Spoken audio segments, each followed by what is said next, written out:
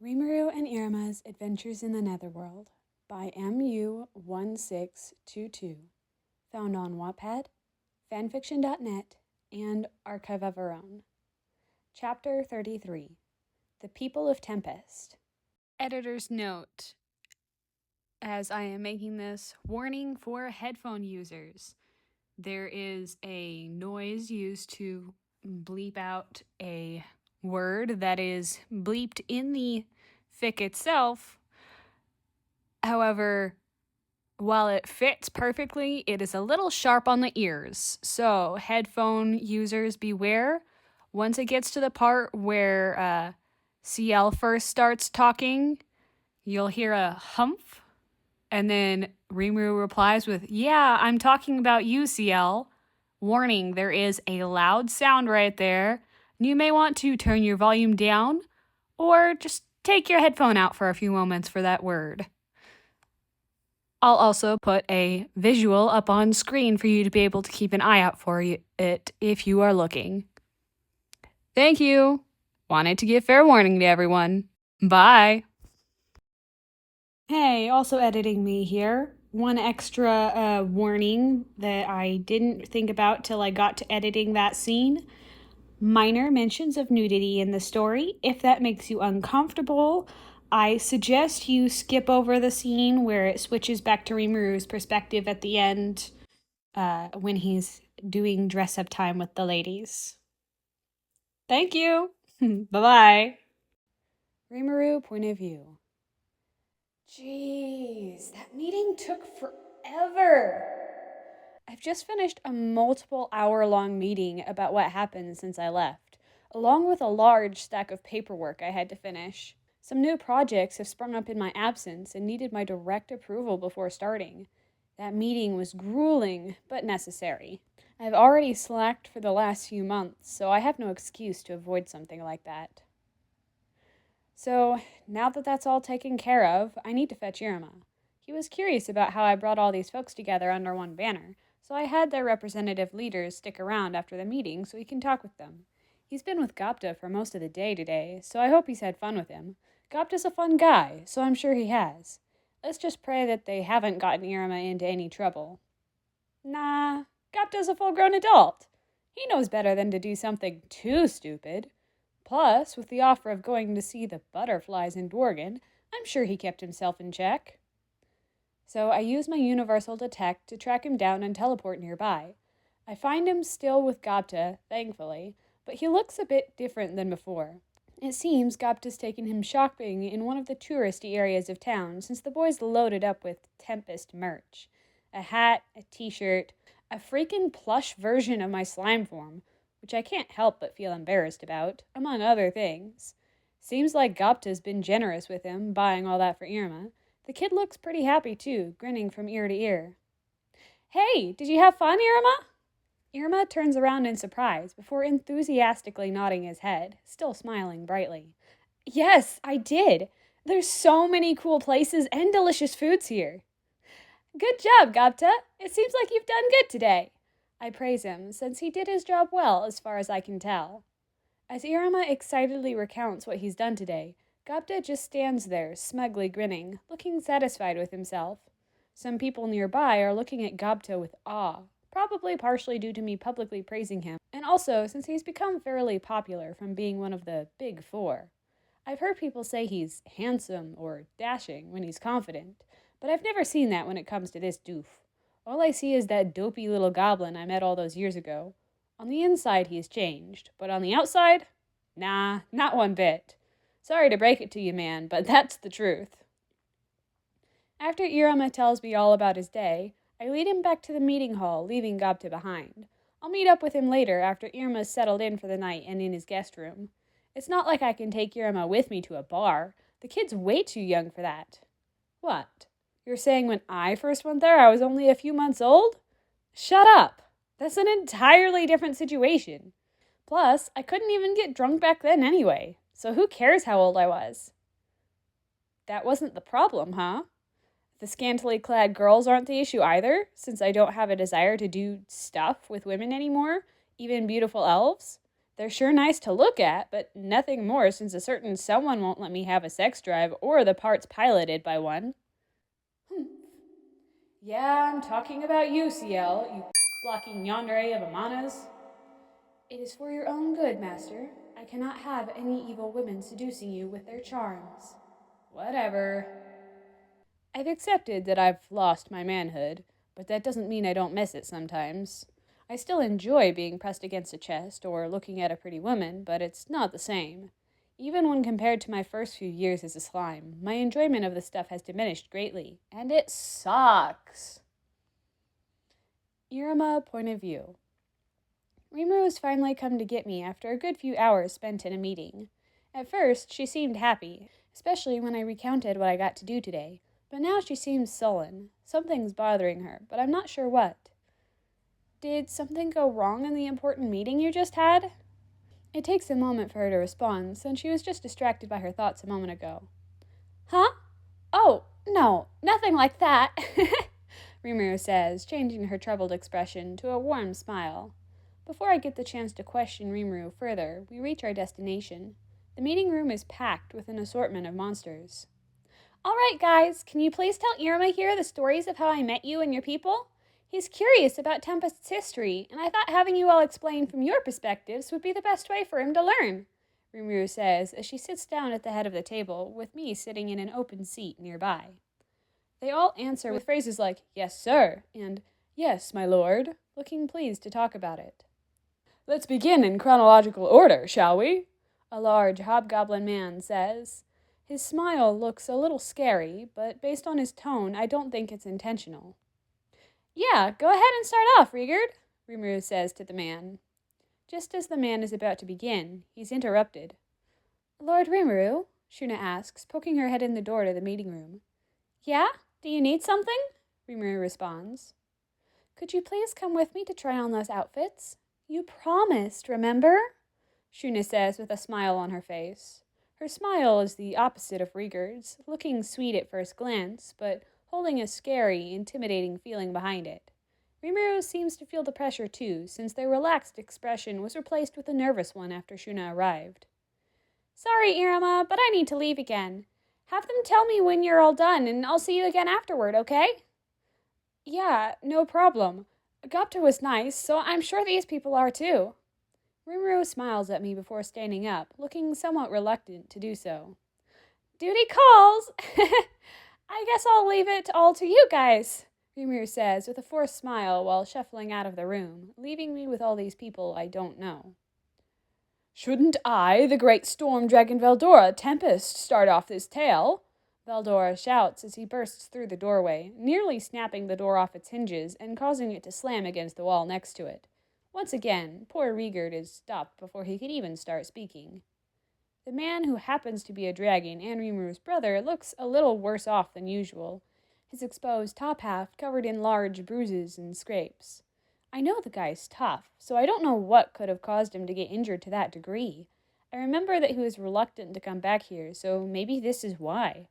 I heard Rimuru mention someone called Velgrin before we left, so maybe they did this to him?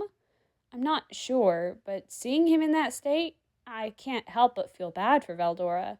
He must have taken quite the beating to end up like this, since I know he's incredibly strong, being able to take hard hits from Rimuru, a person who can send someone flying with a simple flick of her fingers. Certainly, Lord Veldora. If you wish to start the recount of our experiences meeting Lord Rimuru, I don't mind at all, Rigard says respectfully to Veldora, showing a similar formality with him as he did with Rimuru. All right, child, you're in for quite the tale. I, the great storm dragon, was sealed in a cave for 300 years because of an accident. I was so bored. That's when our buddy Rimuru appeared. That crazy little blob blindly slammed into me without hesitation, which was the first entertainment I'd had in a while. So I talked to the little slime sitting in front of me, hoping to gain a new conversation partner, but I got something even better. The poor guy couldn't even see, so I helped him. And then he said the craziest thing. He is a reincarnated otherworlder and former human. I'd never heard of such a thing, which made me even more interested in the strange little blue ball of jelly, We talked for a while, sharing our stories, before he decided he wanted to leave. I was sad, since I had finally had a friend, but it was all fine in the end. He suggested something interesting. "How about you get in my stomach?" he said. He wanted to help me escape the ceiling, so he offered to swallow me up and analyze the skill holding me in the cave. He ate you? More like held me inside his body. It's strange, but that's what Rimuru did. I said yes to that strange proposal, of course. I had nothing else to do, so anything was better than the situation I found myself in. Quah-ha-ha-ha-ha! Seeing the dubious look on my face, Veldora stops his maniacal laughter. So, before he did the deed, I gave him a name, and he gave one to us both. I came up with the wonderful name Rimuru, and he invented the name Tempest. That is how Rimuru Tempest and Veldora Tempest came to be. Eventually, he managed to break me out and gifted me a human form, and that's how I ended up living here in his country. But before that happened, I think we should address what happened right after Lord Rimuru was named. Of course, take it away, Rigurd. After Lord Rimuru consumed Lord Veldora, he found us goblins in the Great Jura Forest. Our village was on the brink of destruction, with direwolves due to attack and kill us at any time. I was the elder of my village, weak and frail at the time. Weak and frail? It's hard to imagine this muscular guy being anything close to those things. We sensed Lord Rimuru's incredible aura, and with no hope left, took the risk of asking a strong monster for assistance. I sent my surviving son, now named Rieger, to contact the source of the aura. He ended up agreeing to protect us as long as we served him, which in hindsight was the best agreement I've made in my life. My father was the leader of those direwolves who attacked the goblin village. He greatly underestimated Lord Rimuru and sadly paid the price for that decision with his life. My master took the survivors of the battle under his command and led us to a new evolution and a brighter future, Ranga adds, while wagging his tail excitedly like a puppy from the corner of the room. He's, of course, not sitting at the table since he's a wolf. I assisted my master in the battles against the raging fire spirit Ifrit, who had taken over a visiting human. Our lord, of course, won overwhelmingly and consumed the spirit. The human unfortunately died soon after, and was consumed by Lord Rimuru by her final wishes, and thus gained her form. Ranga continues. Are you talking about Shizu? Rimuru mentioned her earlier over lunch. Ranga nods. How did he gain her form from eating her? Lord Rimuru has a skill that allows him to mimic and gain the power of things he consumes, Rigurd explains. Weird. Sounds very overpowered, too, if you eat strong enemies. I guess that explains why Rimuru is so strong. I decided that I should probably just let these people say their piece before interjecting. I don't want to interrupt them too much or we'll get too sidetracked. Back to the story, my name is Benimaru. A man with crimson hair and 2 black horns addresses me. My people came into play soon after the fight with Ifrit, from what I've been told. While the battle was going on, my home was attacked by orcs, leaving only 6 survivors. Confusing him for being an ally of the leader of the orcs, due to the mask he was wearing at the time, I, along with my remaining comrades, foolishly attacked Lord Rimuru. He quickly showed us the error of our ways, showing his strength to us.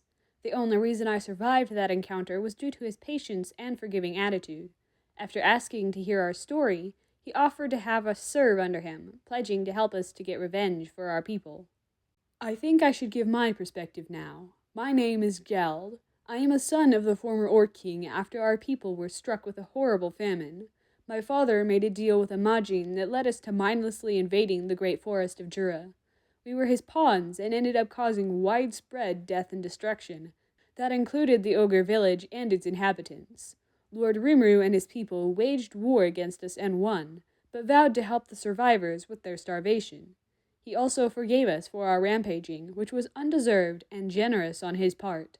I am eternally grateful that he gave us a second chance, allowing my people to live in peace and prosperity. My name is Gabiru, and I'm the son of the Lizardman chieftain. My people were among those targeted by the orcs in that war. I was an arrogant fool, and not only revolted against my father, but also disrespected Lord Rimuru, dismissing him as a simple slime. I couldn't be more wrong. The Majin that gave me my name, Gelmund, was one of the people behind the war that nearly wiped out my race. He betrayed me and attempted to kill me, but Lord Rimuru, despite how I treated him before, saved me and my men's lives. In the end, I was banished by my father for my stupid decision to overthrow him, but our Lord was kind enough to take me in afterward. I believe it is my turn to share my perspective. My name is Testarossa, the White Primordial Demon. Diablo is busy with our other guests, so I shall explain the demon's story in his place. Diablo was the first to be recruited by Lord Rimuru soon after he evolved into a demon lord. He soon sought us out to grow his lord's military strength, so he defeated not only me, but the yellow and purple primordials as well to add us to Lord Rimuru's ranks. He brought us to him. At the time, I was skeptical and reluctant, but I soon saw his glory when he named all 3 of us and gifted us 3 magnificent bodies. Yeah, I was very impressed soon after I met him. I tried to intimidate Lord Rimuru, but he didn't even flinch. That's a huge accomplishment when you're facing a primordial like me. My name's Carrera, by the way, says a girl with short yellow hair. She looks young, just like Ultima, but her use of the term primordial probably means her appearance is deceiving when it comes to her age. Yes, such a grand and amazing person. I live to serve him. Nothing else brings me pleasure. Ultima, the scary purple-haired demon girl I saw arrest a man earlier, says. It's the same with me. I live to serve our master too, so don't act like you're anything special, Carrera retorts. Oh yeah? I bet he thinks I serve him better than you. Just earlier today, Lord Rimuru seemed pleased when I arrested a Majin that attacked him on the street. What have you done for him since he came home? The 2 primordials are glaring angrily and have gotten so much up in each other's faces that their foreheads are pressed together. They continue to argue loudly about who's the best at serving Lord Rimuru, leaving me speechless. These 2 are terrifying when angry. I can't help but shiver from the rage the 2 girls are showing, despite their normal-looking outward appearances. Oh my, you 2 should calm down in the presence of our guest. How about you pay a visit to the labyrinth to settle your differences, all right? Testarossa intervenes, pulling the 2 feuding demons apart and putting herself in between them. The 2 look at me and seem to notice how scared I'm getting by their argument. They give me an apologetic bow, showing me respect since I'm a guest of their master, before grinning challengingly at each other and disappearing. I can assume they've gone to this labyrinth that Testarossa mentioned. Well, back to the matter at hand. We were recruited and brought many other demons within our lineage with us, creating a new force that serves Lord Rimuru directly. He has given purpose to our lives, and we couldn't be more grateful for his allowing us to serve him for all eternity. I will finish this off now, if you don't mind, Rigurd says, chiming in again. The remaining races here have joined our country after Lord Rimuru's ascendance to the position of Demon Lord. The monsters from throughout the forest sought his protection after his new title was announced, and some of the others immigrated from the animal kingdom of Eurazania once diplomacy between our 2 countries grew to a certain point. Others are former people of Clayman, a now-deceased demon lord that waged war on our people, and finally, many others joined for their own reasons, whether being drawn in by the prosperous environment we cultivated, or just pure curiosity leading to them taking a liking to Tempest. Lord Rimuru has constructed a paradise for all, accepting all types of people, whether they be humans or monsters. All the people in the room nod in agreement, seemingly having similar opinions of Rimuru based on what they've shared. Seems like Rimuru has done an enormous amount of good for all their races. A common theme I noticed is Rimuru forgiving people after defeating them in fights and wars, accepting them as allies. Rimuru sounds like a very forgiving person. Some of the people in the room stiffen at my words. Yes, that is true to a certain extent, but his mercy only goes so far, Iruma. Some have crossed that line in the past and paid the price, such as the former demon lord Clayman that I mentioned. He meddled and schemed to cause the downfall of our country, so he was shown none of that mercy. Author's note. Yes, I know Clayman was influenced by Kondu at the time, but I'm not going to get into that. Sorry, not sorry. He forgave me since I was only following the orders of my father, Ranga says. I was mistaken, and my mind was clouded by grief and thoughts of vengeance, causing me to jump to conclusions and attack Lord Rimuru. We refrained from killing the patrol of goblins and direwolves we were also fighting, though. which I think contributed to his patience with our foolishness, Benimaru adds. My people were under the effect of a skill unable to think for ourselves during the war, which exonerated us somewhat in his eyes. Our lord also learned of the circumstances behind our actions, and realized my people were nothing but pawns. He promised to forgive us, so he did. That's why he showed us mercy. Geld chimes in. Even though I was an idiot, I was never outright hostile to Lord Rimuru. I think that's why he allowed me to join his ranks, Gabiru says. Yes, Rimuru was such a nice guy that he let all these people off the hook. If I was in his place during those times, I would have obliterated everyone in an instant for their crimes. Quah-ha-ha-ha-ha! Veldora shouts while grinning confidently, somehow thinking that's something to be proud of. He's joking, right? The silence in the room indicates otherwise. The tension in the room is palpable, so I decide to take the initiative to break it. So, it was less forgiveness and more patience? Rimuru gave you all a second chance after you wronged him, right? I ask, glossing over what Veldora just said. All of them nod in agreement. I ask a few more questions about some of the details of their stories, but I'm soon interrupted by my stomach growling. Despite having lunch with Rimuru and snacking on some street food when with Gabta, my large appetite is rearing its head. Ah, it seems that you are hungry. We've prepared a feast to celebrate Lord Rimuru's return to Tempest. Do you want me to go and get them? I ask. You don't know your way around here, though. Oh, right, I say sheepishly. I kind of forgot the fact that I'm somewhere unfamiliar right now. I'll show Iruma the way. Lord Rimuru is with my sister right now, so I don't mind, Benimaru says as he stands up from the table. His slight smirking makes me think he might have another reason for wanting to do this, but I'm not sure what.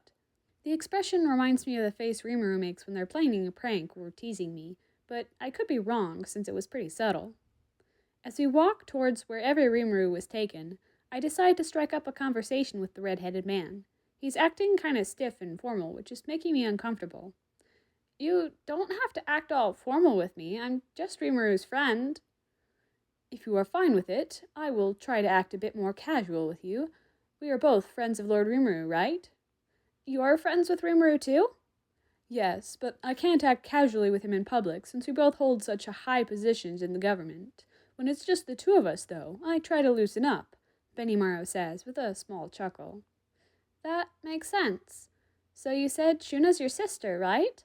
I met her earlier and she seemed nice, I say, remembering how he called her his sister earlier. Yes, I am her older brother. She is a nice girl, but she can be a bit overbearing at times. I kinda got that when she showed up and convinced Rimuru to leave with her to try on clothes. Yes, when she wants something from someone. Well, let's just say she tends to get it, Benimaru says, somewhat nervously, likely reflecting on past times she coerced him into doing things. We continue to talk as we go, and Benimaru explains that Shuna's hobby is making clothing, especially for Rimuru. That's why she was so excited to have Rimuru try on all the things she worked on in their absence. Soon we arrive at a building that I assume Rimuru is inside. It appears to be a tailor shop. Rimuru point of view. Just after joining up with Iruma again, I get dragged into a dress-up doll session with Shuna. I knew this was bound to happen, but I was still hoping to avoid it somehow. I did promise Shuna I would do it, though, so it's my fault this is happening. I can never put my foot down and say no when it comes to Shuna and Shion, except for when Shion tries to do something that'd be detrimental to my country. I'm just talking personal issues here. I know I'm too soft and spoil them more than I should, but I don't stand a chance against those women. So I'm dragged off to the place of my nightmares, Shuna's personal tailor's shop. It's where Shuna spends most of her free time, mostly making new outfits for herself and me especially. I appreciate her effort and dedication, but some of the things she makes for me aren't exactly, well, to my taste, to put it nicely. Led by Shuna, I enter a room containing around a half a dozen women. This is Shuna's little sewing club, you could say. They're almost a type of fan club for me, though, unfortunately. One that focuses on making new outfits for me, whether I want them to or not. Lord Rimuru, could you take that adorable form I saw you in before you visited that Netherworld for the first time? Wait, what? I asked, caught off guard by the unexpected request. After seeing a tiny little Lord Rimuru, I was inspired to make some outfits specifically for that size. Author's note. Yes, I know the clothes Shuna makes are magical in nature and change size to fit the wearer, but bear with me. Just assume it's a design fitting a younger appearance and not the size of the clothes, just being smaller and nothing else. Oh no. Shuna then turns her attention back to me and gives me that smile. Yeah, the scary one. All right, Shuna, I say as I shrink down to the requested size. Many of the women squeal with excitement when they see me, exclaiming about how cute I am while I try not to die from embarrassment. Okay, my lord, if you could please remove your clothing so we can get started, Shuna says, still applying pressure with her smile. Can't I just absorb the new outfits? I don't need to be naked to change clothes, you know that already. But we want to dress you ourselves, Lord Rimuru. You left us alone for so long, so the least you can do is indulge us just this once, right? Shuna says, continuing smiling at me along with the others. But, Shuna, I stutter. Strip, she commands sternly, the intimidating aura she's been given off intensifying as she does. I gulp nervously before sheepishly obeying, dissolving the clothes I'm wearing since they were constructed from my aura. She's right when she says I left for a long time, and I do feel bad for doing that. I don't have anything to show, so being naked in front of these women isn't as big of a deal as it could be. Hell, I've been in the bath with many of them, seeing them naked in the process, so I guess it's just payback for all those times. I'm then put through dress-up hell for the next hour or so, trying on over a dozen outfits that look like they're meant for small children. All of them relish the opportunity to personally dress me, which is a little creepy in my opinion, but whatever. It makes them happy, so I can put up with it. I enjoy seeing Shuna and the other women smiling, but I wish there was a less humiliating way to entertain them. Just when I've about had enough, someone knocks on the door to the room. Rimuru? I hear Iruma's voice call out from behind it. Oh, thank goodness. But I quickly realize that his arrival isn't as much of a blessing as I first thought, since I'm currently wearing a frilly little girl's dress covered in ribbons and overly girly nonsense. My hair has also fallen victim to the women's antics, now being into pigtails held together by two large bows that match the dress in color. I try to change out of it by consuming and switching the outfit, but for some reason it's not working. I can't change my size either. What the hell? I get the feeling that Ciel's responsible, since she gets just as much of a kick out of stuff like this as the other women of Tempest do. Ciel, let me change back, please!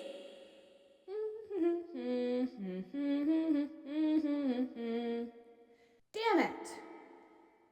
Then, before I can come up with a solution to this disaster, Shuna opens the door to let Iruma inside.